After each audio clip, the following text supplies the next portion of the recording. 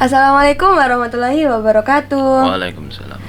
Welcome back to MLB Podcast Talk and Chill.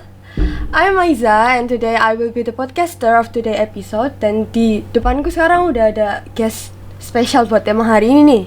Di depanku udah ada Mr. Dani. Assalamualaikum Mr. Waalaikumsalam warahmatullahi wabarakatuh. Gimana nih kabarnya menjelang bulan puasa? Baik saja, mudah-mudahan kita diberi kekuatan oleh Allah untuk menjalankan puasa ini ya. Amin.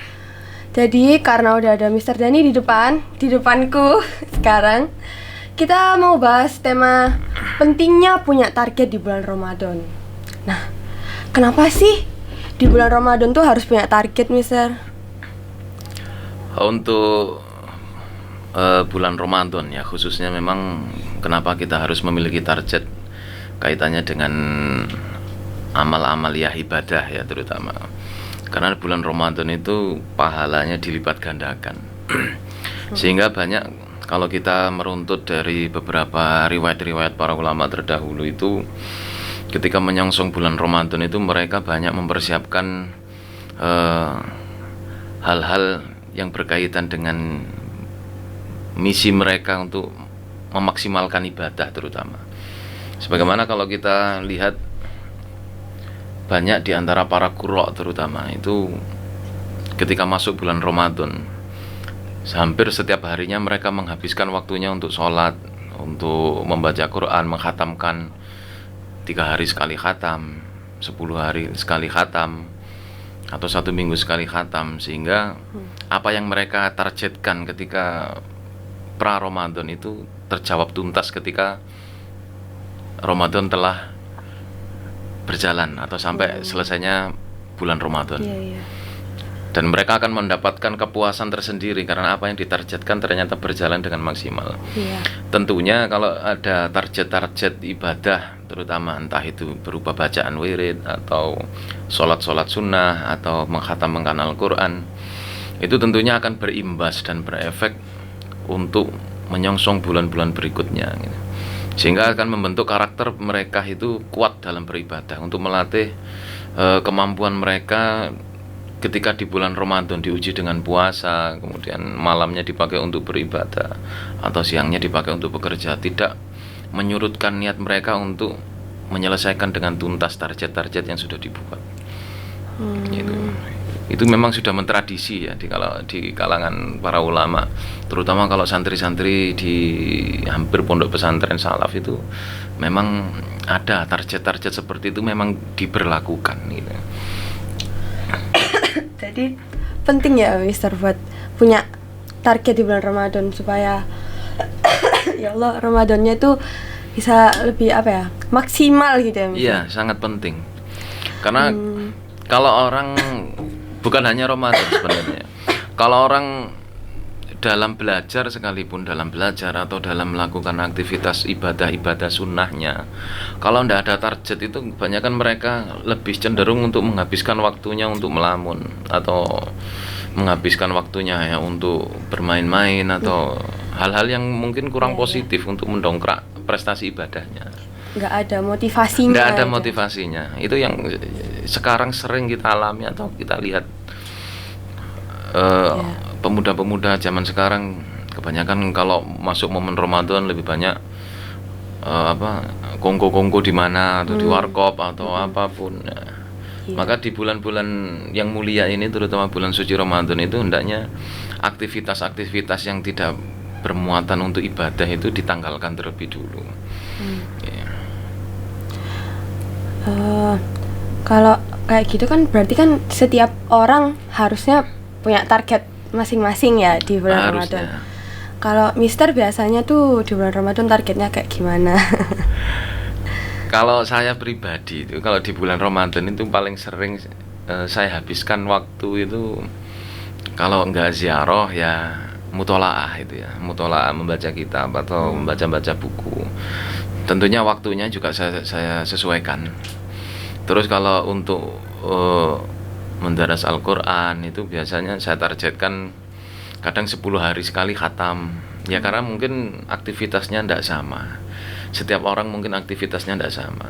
Kadang juga ngisi ngaji kilatan untuk sekolah-sekolah lain yang kebetulan mereka memang datang ke rumah. Jadi targetnya lebih cenderung pada misalnya menghatamkan kitab 17 hari khatam, 21 hari khatam. Yang sering itu. Ya, jadi ya variatif lah, variatif.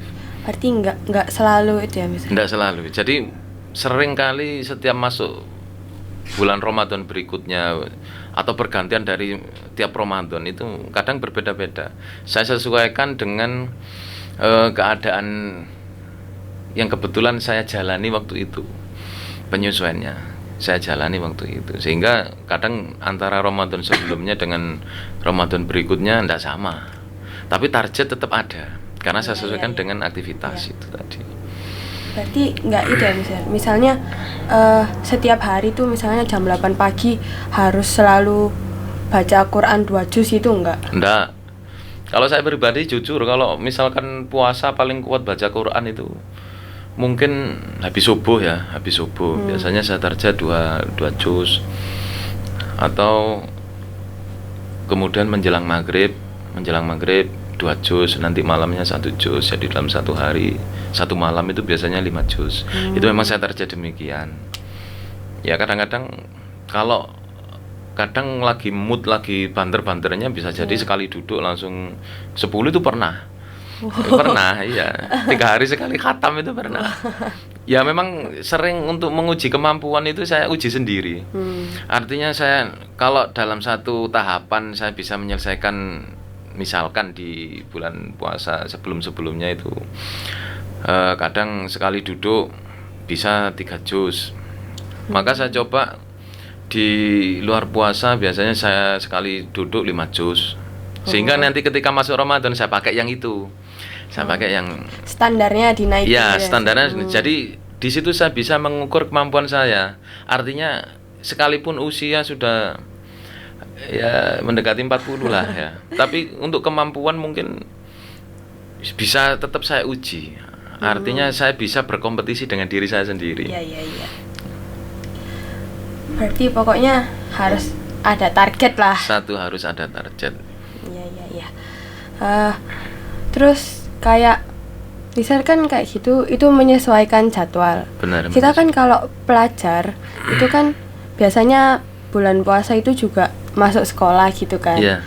Nah itu menurutnya Mister, buat pelajar tuh cocoknya targetnya tuh kayak gimana? Misalnya kayak sehari itu 3 juz atau berapa juz gitu? Kalau misalkan sehari 3 juz ya, itu paling tidak harus dibagi waktunya dulu. Misalkan habis sahur itu sambil menunggu masuknya waktu subuh baca 1 juz, itu dibuat istiqomah itu. Nanti ketika zuhur dicoba setengah juz.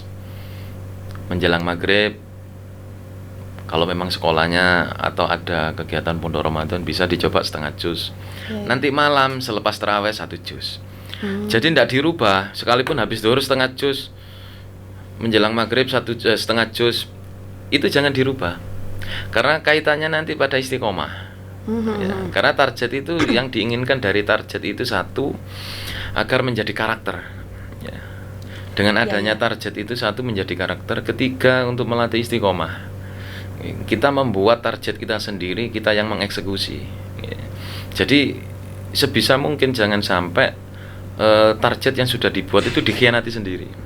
Nah, makanya penting bagi kita ya, baik itu seorang pelajar ataupun pengajar, itu memiliki target itu bukan hanya di momen-momen Ramadan.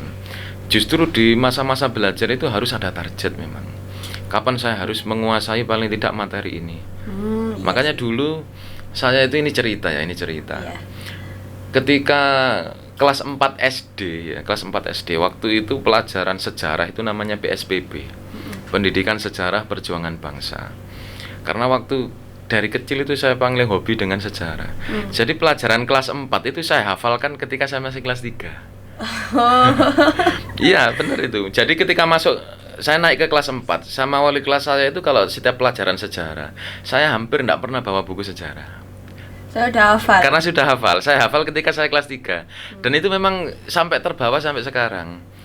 Jadi sebelum masuk saya naik ke jenjang berikutnya, mesti kadang saya tanya dulu pelajaran di jenjang atas apa yang nanti tahun berikutnya saya masuk di sana. Pelajarannya ini saya pelajari dulu. Kadang meskipun kalau memang bisa dihafal saya hafal, kalau tidak enggak. Saya pelajari, paling tidak saya pahami. Oh iya. Karena di situ apa? Yang saya cari itu kompetensi. Artinya saya enggak akan bertanding melawan rekan-rekan saya, tapi saya bertanding dengan diri saya sendiri. Iya sih. Iya. Bagus itu. Boleh dicoba. Ya, saya pun enggak ide itu enggak terpikirkan timbul dari pencarian saya sendiri. Justru karena saya sering bersinggungan dengan teman-teman saya ya. Makanya kalau dulu ketika di pondok itu pun sekalipun saya juga sekolah, saya itu sangat selektif memilih teman. Paling tidak standar saya itu setiap saya bertemu dia, saya mendapatkan hal baru. Setiap kali saya bertemu dia, saya mendapatkan hal baru. Dan ketika saya mengingat sosoknya dia, itu membuat pikiran saya semakin maju. Setiap hari perubahan dalam diri saya itu saudara. Nah, seperti itu. Tapi bukan berarti saya menutup untuk tidak berteman dengan yang lain, tidak. Paling tidak ada lah namanya CS lah. Kalau istilah sekarang itu adanya CS ya, itu mungkin CS saya seperti itu. Yang bisa merubah buat benar. Baik lagi. Berarti pokoknya kita harus istiqomah gitu ya. Istiqomah itu penting. Karena pembiasaan itu sesuatu yang luar biasa itu tidak akan bisa terjadi kalau kita tidak istiqomah. Makanya dalam kitabnya Ibnu Atha itu dikatakan kaifa takhtariqul awaid wa antalam takhruk min nafsikal awaid itu ya. Bagaimana bisa kamu menginginkan sesuatu yang luar biasa itu terjadi dalam dirimu, sedangkan kamu sendiri enggan merubah dirimu dari kebiasaanmu. Nah, itu yang saya jadikan moto ketika saya belajar dulu. Jadi kalau kita menginginkan sesuatu yang luar biasa ya kita harus merubah kebiasaan kita dulu. Seperti itu. Sehingga di kemudian hari kita akan baru merasakan buahnya. Sama kalau di Ramadan itu ibaratnya musimnya panen pahala. Otomatis ketika masa menanam pahala, menanam kebaikan itu harus dirintis jauh-jauh hari sebelum Ramadan itu tiba. Sehingga ketika masuk Ramadan eksekusinya itu lebih maksimal. Kayak nggak kaget juga gitu. Nggak kaget. Karena pelatihannya itu pelatihan dari istiqomah itu kan melatih itu. Sudah menjadi kebiasaan sehingga menjadi karakter itu tadi. Jadinya nggak terlalu kayak aduh kok gini banget gitu. Enggak. Kalau sudah terbiasa itu enggak akan ada istilahnya sulit, berat, capek itu enggak ada. Karena kadang orang merasakan sulit itu karena dia enggak pernah mencoba. Hanya dituntaskan dengan dipikir, diangen-angen, actionnya enggak ada. Kebanyakan seperti itu. Sehingga kadang menjadikan kegagalan orang lain itu dijadikan cerminan bagi dirinya. Ya kayak doang iku gak iso rek. Tapi ya apa? Makanya kalau untuk pelajaran lain ya, mungkin saya kategori bodoh. Makanya bahasa Inggris itu dulu saya sekolah enggak pernah dapat nilai 7. Pasti masuk bisa? Masuk 6 besar. 6 besar. Masuk 6 besar betul. Pelajaran paling tidak itu bahasa Inggris, matematika itu satu dulu memang waktu SMP sampai aliyah itu saya anggap pelajaran momok. Karena gurunya sendiri juga killer gitu. Sudah menakutkan ya killer lagi. Tapi akhirnya paling tidak saya begini. Ini salah satu contoh ya. Ketika dulu disuruh menghafal Pancasila dan butir-butir Pancasila. Diberi waktu 6 bulan saya tidak mampu. Sila 1 berapa butir itu tidak mampu saya. Ya, banyak kan itu 45. Iya, tapi ketika di sekolah ada tuntutan harus menghafal nadhom, syair-syair dalam bahasa Arab tentang nahwu shorof. Karena itu menjadi syarat mutlak siswa untuk naik kelas. Sekalipun mapel-mapel yang lain nilainya bagus, tapi muhafadzahnya nilainya jelek, ya ndak masuk. Ngulang kelas itu lagi. Tantangan beratnya di situ. Nah, akhirnya terpicu Ketika menghafal nadom atau menghafal Quran kok bisa, sedangkan menghafal butir-butir Pancasila ndak bisa. Nah, itu saya jadikan review. Berarti kemampuan saya itu ndak mesti ketika saya mengakui kelemahan saya pada satu titik, belum tentu di titik lain saya lemah. Oh. Paham maksud saya? Ketika Iya, saya iya. ingin menghafal butir-butir Pancasila, saya ndak bisa. Ketidakbisaan itu karena kecenderungan saya ndak ada di situ. Kayak nggak apa ya? Kliknya Bidangnya kayak kalau dikatakan bidangnya sih ndak. Dulu kalau PPKN nilai paling bagus saya. Paling bagus PPKN, sejarah, bahasa Indonesia, IPA itu paling bagus. Cuman ketika kalau menghafal rumus, menghafal ndak bisa saya. Tapi ketika disuruh menghafal Quran bisa. Kok bisa gitu ya, Mister? Nah, paling tidak satu faktor yang saya alami itu sih. Ketika kalau dikatakan cerdas indah ya. Cuman begini, bisa jadi saya itu pandai dalam satu bidang tertentu. Dan ketika orang itu mengakui bahwa saya mampu di bidang itu, saya tidak punya pemicu untuk membuktikan bahwa ternyata kemampuan saya memang di sana. Misalkan saya mencoba untuk semangat, mencoba untuk cari solusi lain lah. Ternyata itu tidak menopang sama sekali untuk saya intens di bidang itu. Tapi ketika ada satu pemicu, misalkan saya dihina, ternyata itu menjadikan janggalan yang kuat dalam diri saya, sehingga ketika saya cenderung untuk membuktikan bahwa saya bisa, ternyata saya bisa intens di situ. Oh. Motivasinya. Nah, motivasinya apa? Makanya kadang-kadang kalau kenapa ketika diberi nasihat kan ya, diberi nasihat kamu harus begini-begini agar begini. Kadang motivasi itu hanya bertahan beberapa menit, beberapa jam, beberapa hari itu saja, tidak bisa lama. Tapi beda ketika kalau dihina, kamu tidak akan bisa menguasai ini. Kayak kepikiran terus. Kepikiran terus. Aku gak iso terus. Nah, sama seperti itu. Ketika menghafal dulu, ketika saya dari Lirboyo terus pindah ke Al-Ittihad itu ya. Pertama kali daftar mungkin karena waktu itu saya sudah lulus aliyah baru menghafal itu. Ya pertama kali ketika ditanya sama pengurus, rencananya mau berapa lama di sini Kang menghafal? Ya 1 tahun lah. Kok cuma 1 tahun? Memangnya mau kemana? Saya mau kuliah. Kalau enggak gitu ya mau melanjut pondok lagi. Barusan saya ngomong gitu, pengurusnya itu langsung keluar, teriak. Ada santri baru mau menghafal Quran 1 tahun. Ketawa semua orang-orang. Karena waktu itu kebetulan di pondok itu usia saya waktu itu masih 19 tahun. Sedangkan santri-santri senior itu usianya yang paling tinggi itu 44 tahun. Ada 30-an lah paling banyak. Sehingga ketika saya mendengar langsung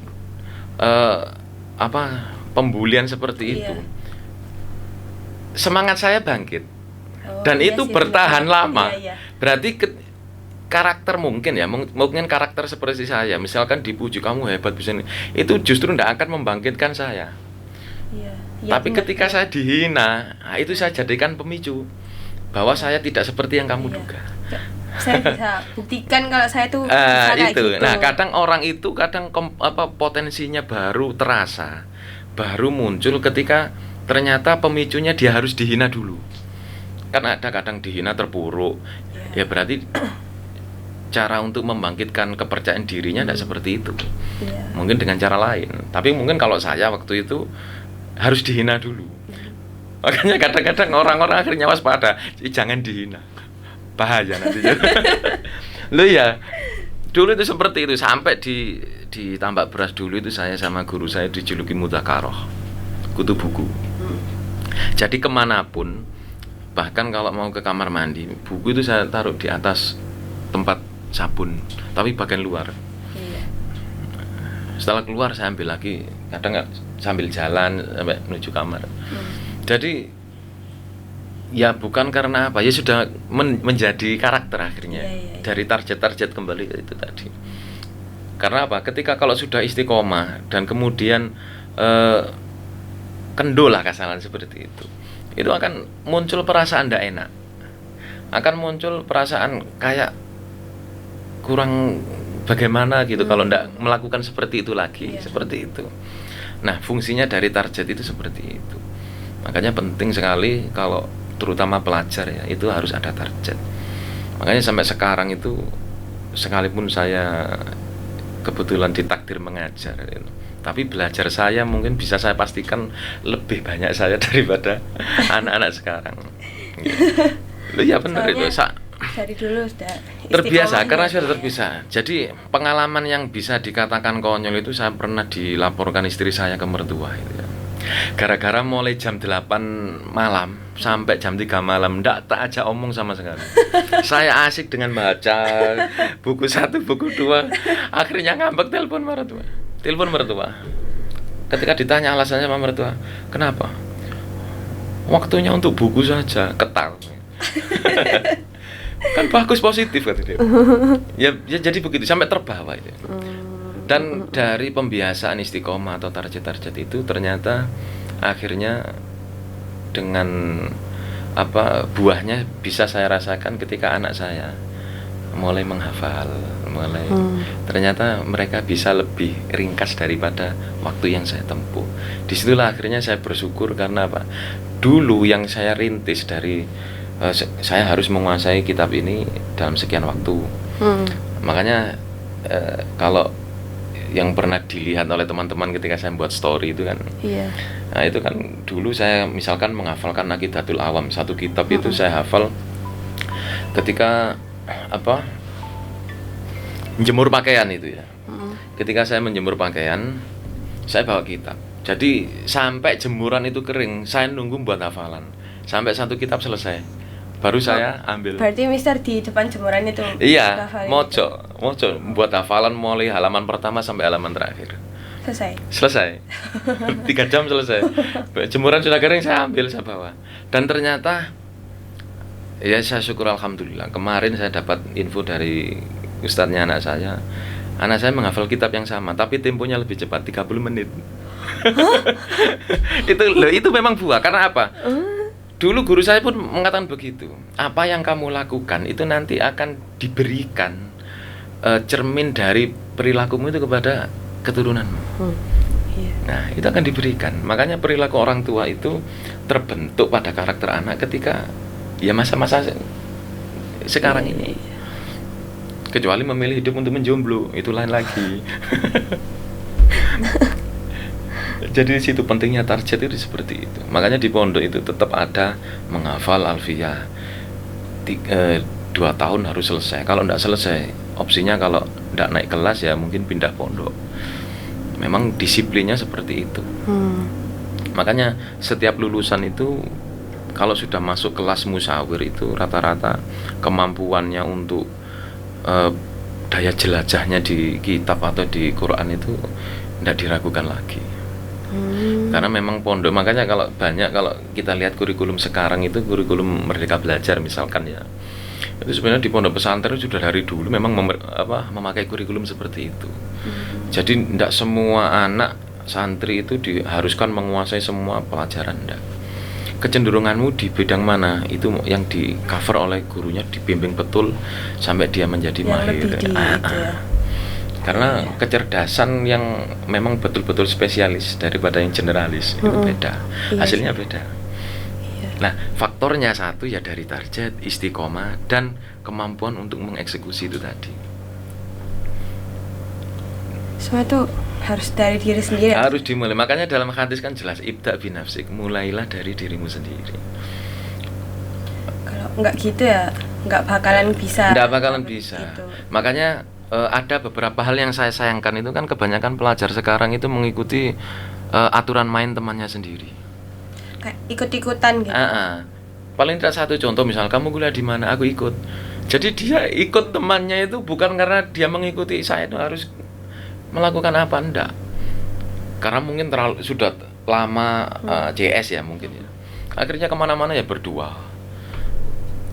Nah, makanya dalam hadis kan sudah disampaikan itu ya. Almar'u ala dini khalilihi falyanzur man yukhalilu. Seseorang itu mengikuti aturan temannya, maka lihatlah siapa yang menjadi temannya. Maksudnya gimana, Ustaz? Misalkan begini, kalau sampean punya satu teman yang sampai tidak akan bisa berpisah kalau tidak sama dia. Maka keterikatan sampean itu lambat laun akan keterikatan sampean pada teman sampean itu perilakunya akan mewarnai pribadi sampean. Jadi kayak dia gitu. Jadi dari diri sendiri. Nah, itu matinya kepribadian di situ. Jadi dia sendiri tidak bisa mengambil keputusan kalau tidak ada sumbangsi saran dari temannya. Bahkan untuk mengetahui bakatnya sendiri pun dia tidak bisa kalau tidak bertanya ke temannya. Nah, kecenderungan seperti ini sebenarnya yang kalau menurut saya pribadi itu bahaya. Artinya bahayanya di mana? Dia akan menjadi alat untuk orang lain. Kalau sudah menjadi alat untuk orang lain, maka itu menandakan nalarnya sudah mati. Kalau orang nalarnya sudah mati, maka dia akan menjadi alat untuk orang lain. Sudah pasti. Makanya kenapa kita diajari untuk punya prinsip, diajari untuk punya kompetensi diri, menumbuhkan kepercayaan diri itu tidak mudah memang. Kalau kita tidak mengenal diri kita sendiri. Jangan sampai kita mengenal diri kita melalui orang lain.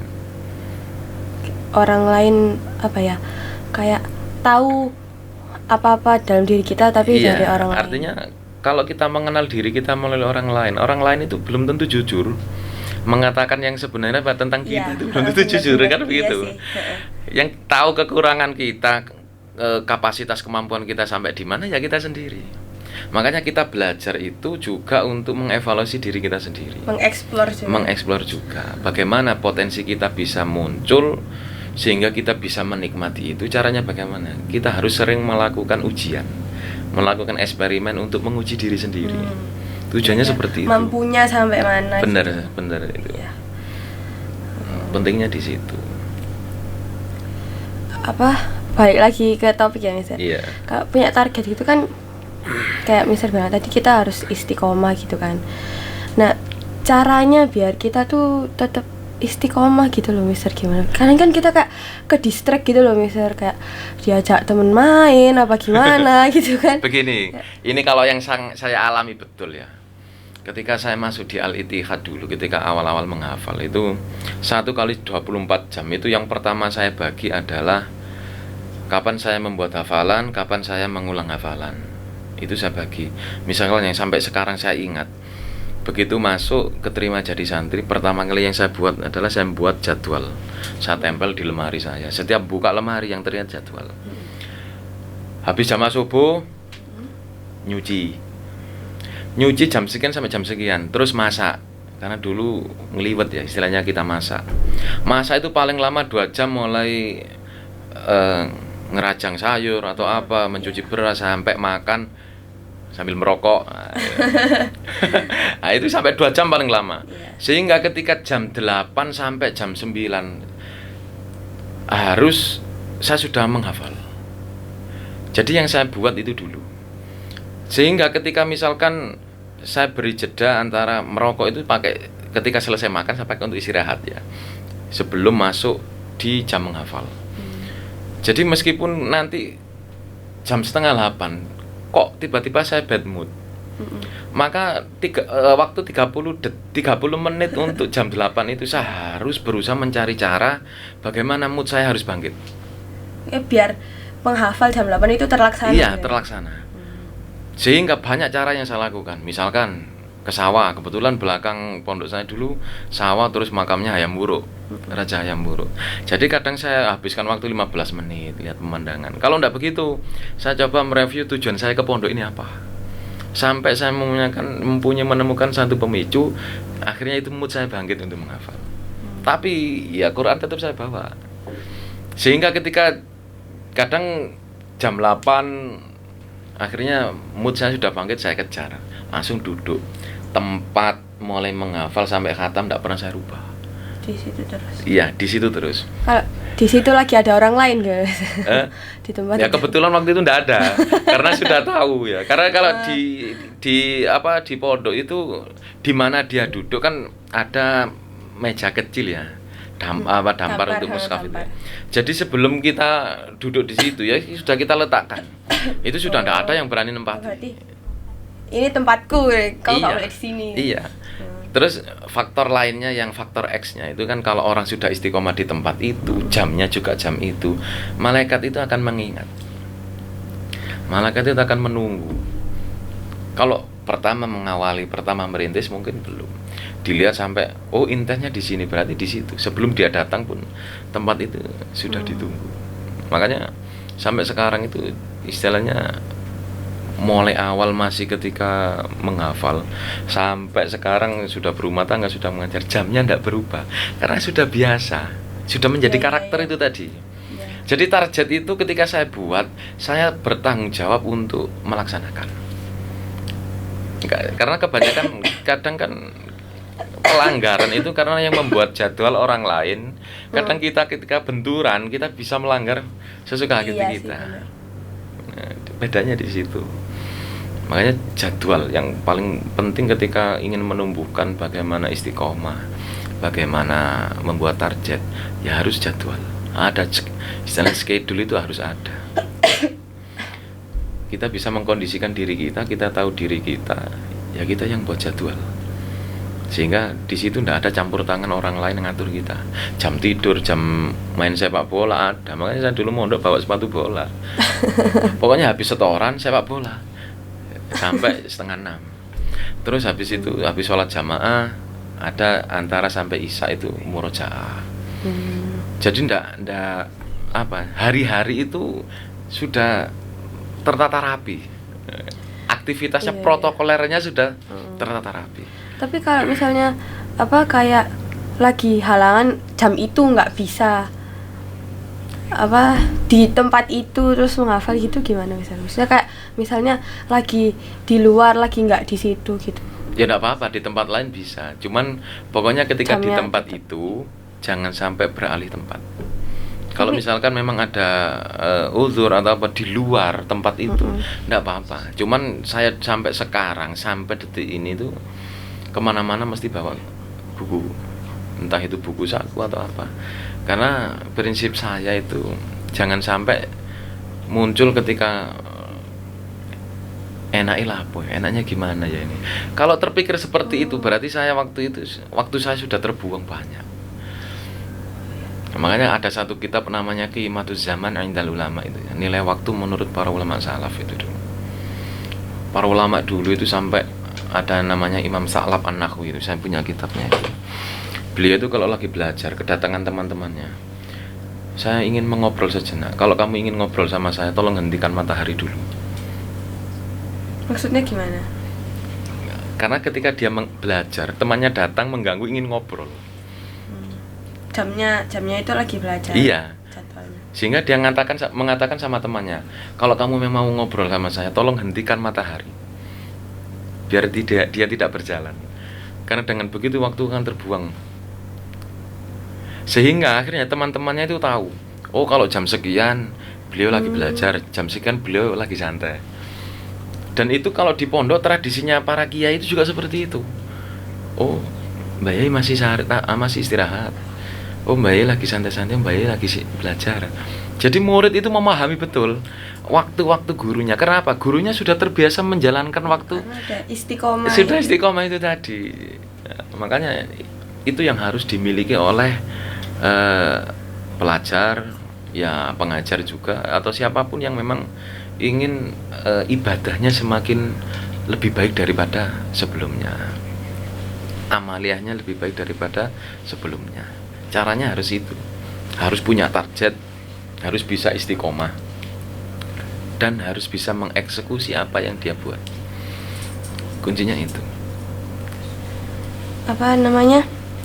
Kalau misalnya target itu nggak tercapai gitu gimana misal? Kalau misalkan nggak tercapai, kita masih tetap diuntungkan bisa mencapai batas aqrab ila shawab. Apa itu? Batas yang mendekati finish. Fungsinya target itu kan demikian.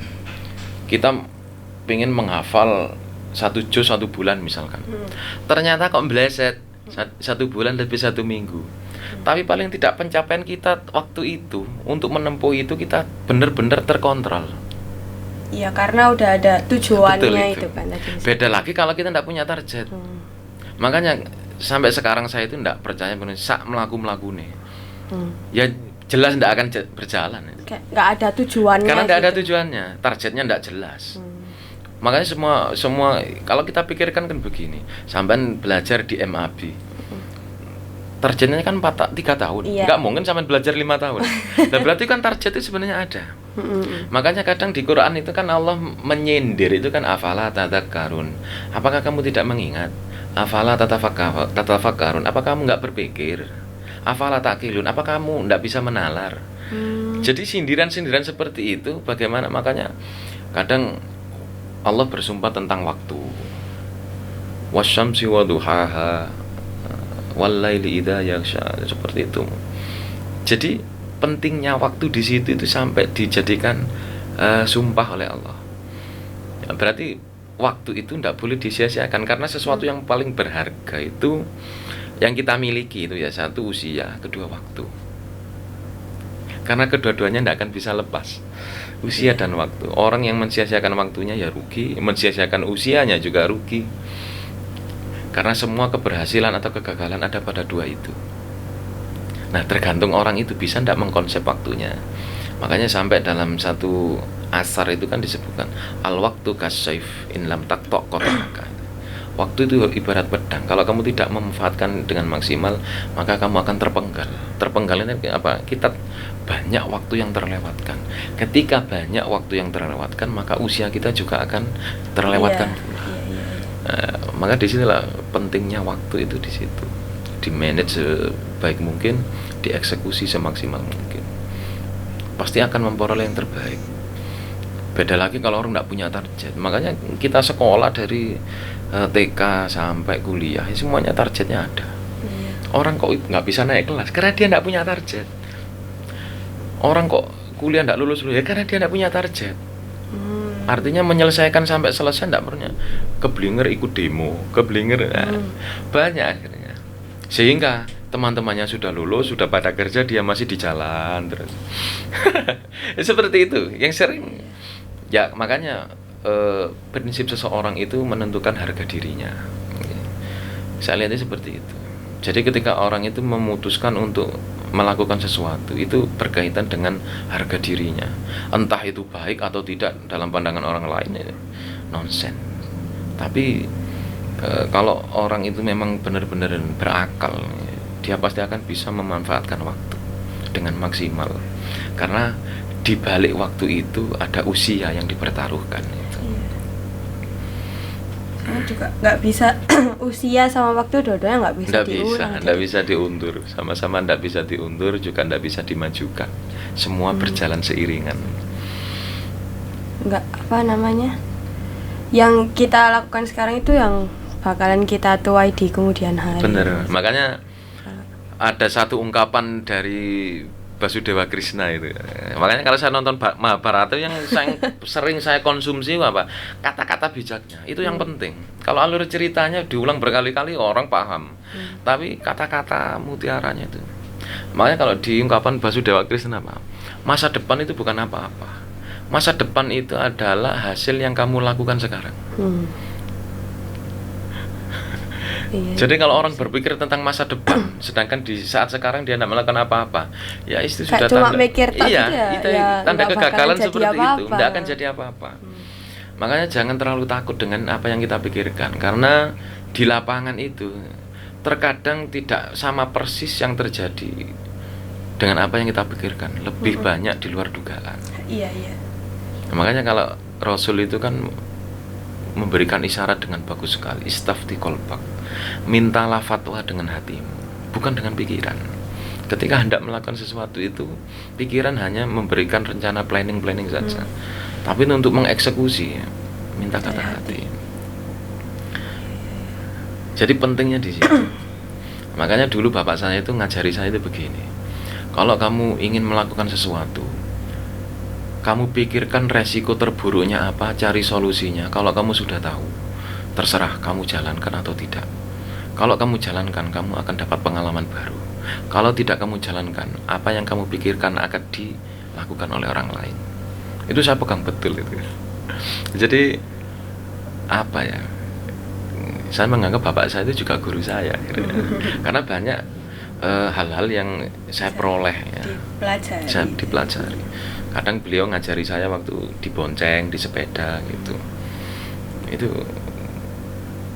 sekali jarang kita diam ngobrol. Makanya waktu itu sangat berharga itu, ya begitu. Dan mungkin kalau melihat orang yang jauh lebih sukses banyak, tapi paling tidak saya bersyukur karena apa yang saya lakukan dulu itu saya bisa nikmati buahnya sekarang.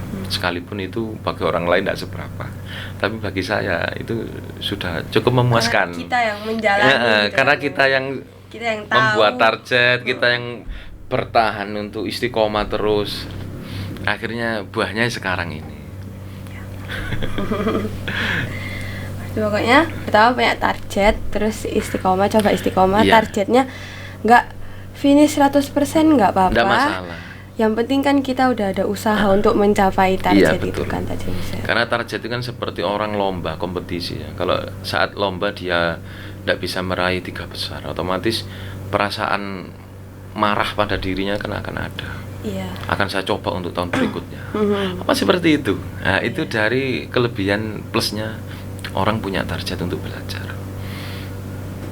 Karena pasti kalau dalam satu asar kan, kalau kamu meniru, lambat laun kamu akan bisa sampai seperti yang kamu tiru sekalipun tidak 100%.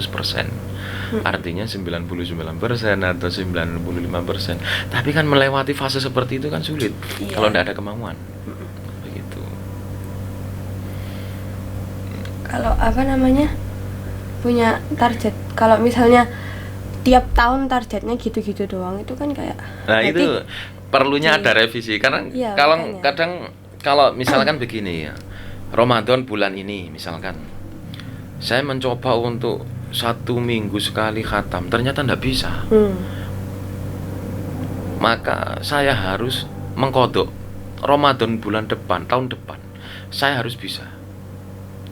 Orang kalau sudah terbiasa terbentuk image-nya dengan hal-hal seperti itu, ya kalau tidak melakukan seperti itu tidak enak. Sampai dia betul-betul membuktikan ternyata saya berhasil. Yang lalu itu menjadi pemicu dia untuk menuju sukses itunya tadi. Berarti kalau kayak gitu misalnya tadi misalkan bilang misal targetnya tahun ini pas Ramadan sebulan apa tadi misal Sebulan misalkan mengkhatamkan Al-Quran 1 minggu sekali atau Iya, 10 seminggu hari sekali. Nah itu kan nggak bisa, misalnya biasanya seminggu 5 hari apa gimana gitu kan. Nah itu pokoknya dia biar gimana caranya biar tahun depan itu dia Benar, bisa seminggu gitu kan. benar. Jadi apa di luar Ramadan itu kan dia bisa. Iya benar. Apa, Tapi ketika nyoba membuat gitu. target, jangan berharap tahun depan bisa melakukan. Fungsinya apa? Karena gini, kalau kita memahami hadis itu ya, i'mal lidunyaka ka'annaka ta'ishu abadan wa amali akhirataka ka'annaka tamutu ghadan. Karena targetnya terkait dengan ibadah, maka jangan berharap kalau itu tidak berhasil, tahun depan kamu bisa melakukan hal yang sama. Agar keyakinan seperti itu menjadi pemicu mendorong semangatnya dia untuk menyelesaikan target yang dia buat. Andaikan di tengah perjalanan ternyata ada aktivitas di luar dugaan dia, sehingga tidak bisa tidak dia harus meninggalkan itu target yang dia. Sedangkan kemampuan dia untuk mungkin untuk mengkodok juga tidak memungkinkan. Hal itu biarkan berjalan saja. Paling tidak menjadi introspeksi. Kenapa? Banyak nantinya ketika kita membuat target, pelajaran-pelajaran yang Allah berikan yang tidak terpikirkan oleh itu banyak. Dan itu justru yang kadang jauh lebih berharga yang kita ketahui. Nah, makanya fungsinya satu istiqomah, target, dan kemampuan untuk mengeksekusi itu sangat perlu, baik dalam hal untuk meraih kesempurnaan ibadah, meraih kesuksesan dalam belajar atau cita-cita. Semuanya tidak bisa kalau tidak target. Target itu hanya pemicu orang untuk tidak sembrono dalam aktivitasnya, tidak sembrono dalam ubudiyahnya. Makanya kenapa sholat itu dibatasi waktunya, target. Ada tidak sholat duhur dijalankan di jam 3 jam 4 sore kan tidak ada kecuali orang ngodok. Iya. Kan tidak ada. Makanya semua waktu itu dibatasi karena apa? Itu ibadahnya akal. Oke, ibadahnya akal. Jadi target itu sebenarnya untuk menuntun akal itu agar bisa konsisten. Karena ketika membuat target, akal itu mencari celah atau mencari solusi-solusi. Oh, jam segini enaknya, jam segini enaknya. Untuk mereview aktivitas sehari-hari sebelumnya, sehingga ketika disusun target, oh jam segini saya harus begini jamnya. Itu akal. Makanya dibatasi. Nah, untuk ibadah pun demikian. Mengapa dalam misalnya untuk sholat itu dibatasi waktunya? Ya karena itu memang targetnya. Karena di waktu berikutnya ada sholat lain yang harus kita lakukan, target lainnya. Nah, Allah memerintahkan sholat 5 waktu dengan timing tertentu seperti itu, target waktu seperti itu untuk menjadi pembiasaan. Nah, dari sinilah kita bisa memahami kenapa waktu dan umur itu sangat berharga. Karena di dalam dua keadaan ini, orang sukses atau tidak itu tergantung bagaimana dia menggunakan dua ini. Dan apabila dua hal ini disia-siakan, itu ya nanti yang dihisab. Iya. Saya kayaknya kehabisan pertanyaan. Bersambung. Makanya kalau di dari Selasa itu kan ada tarjem, kita ganti tafsir kan ya. Yang saya kendaki seperti itu agar ada diskusi. Kenapa demikian? Kalau kita lihat ya, sahabat Ibnu Abbas itu menjadi alimnya para sahabat.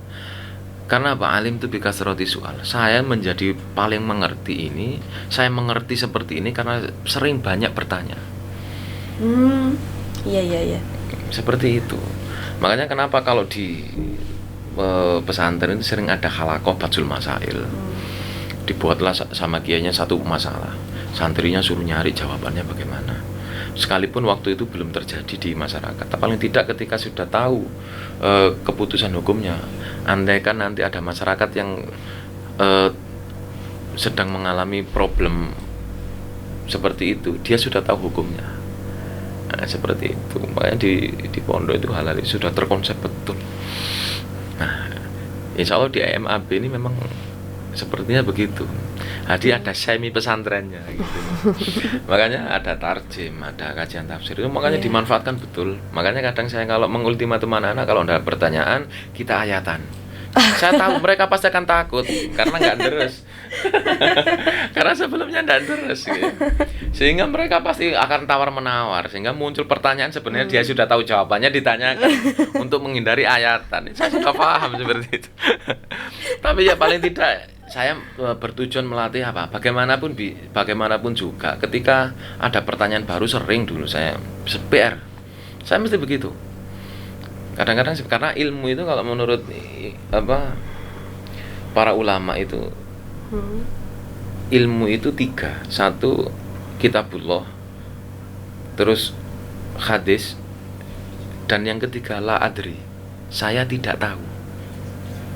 Itu ilmu itu. Maksudnya gimana kok? Ketika ditanyakan suatu masalah, kita tidak tahu jawabannya, kita mengatakan saya tidak tahu. Itu ilmu itu. Daripada kita memberikan jawaban yang justru itu akan menjadi malapetaka atau blunder. Kan di Quran kan jelas, wala taqfu ma laisa laka bihi ilmun inna sam'a wal absara wal fu'ada kullu ulaika kana anhu mas'ula. Jangan kamu fokus pada satu ilmu yang kamu tidak mempunyai bidang di dalamnya. Karena setiap pendengaran, penglihatan, termasuk ucapan akan diminta pertanggungjawaban. Kita memberikan jawaban yang kita tidak tahu, itu kan lebih bahaya. Maka ketika kita mengatakan saya tidak tahu, itu jawaban yang paling benar. Banyak para sahabat, para ulama besar yang mereka mengatakan saya tidak tahu. Karena itu termasuk bagian adab ahli ilmu. Kalau ketika tidak tahu, mengatakan tidak tahu. Iya. Daripada jawab salah. Iya, gitu. ngawur. Pertanggung jawabannya besar. Iya. Justru malah menyesatkan yang bertanya. Fatalnya begitu. Kalau nggak tahu ya nggak tahu. nggak tahu. Nggak perlu gengsi kalau gitu. Ngapain lagi ya?